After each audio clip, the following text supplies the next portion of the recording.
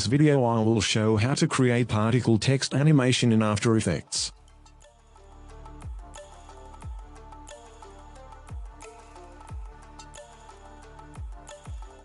Let's start it.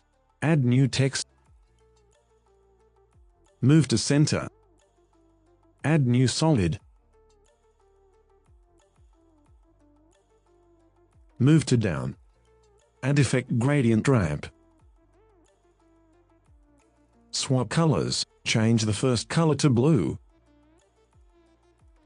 Click on the text.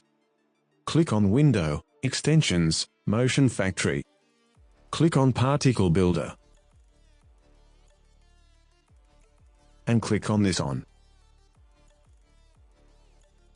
Close this window. This all.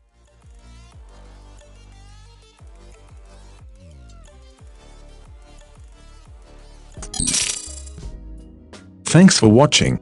Please write in the comments. Do you like this tutorial and put like or dislike.